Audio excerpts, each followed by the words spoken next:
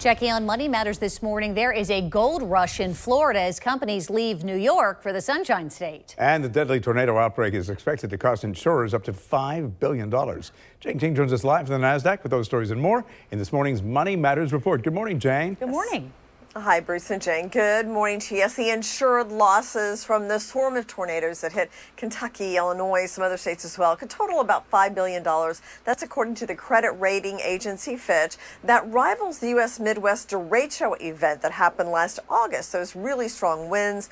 Now, also, it is less than the winter storm Uri and Hurricane Ida, both of which saw losses in the multi-billions, $15 to $40 billion, respectively. Well, the Federal Reserve expected to announce a dramatic shift in policy today. So they wrap up that two-day meeting. No doubt they're going to be talking about inflation, perhaps reducing the stimulus that we've been under because of COVID, also perhaps a hike in interest rates next year as well. So they'll make an official announcement 2 p.m. this afternoon.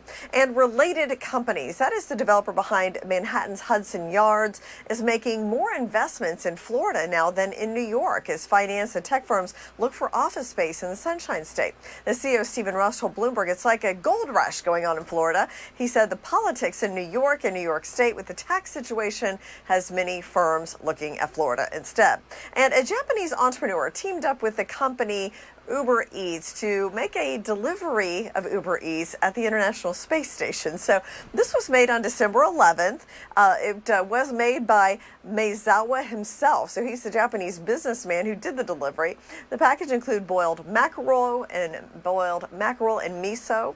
Also beef bowl cooked in sweet sauce, simmered chicken with bamboo shoots as well. Live from the NASDAQ market site, I'm Jane King.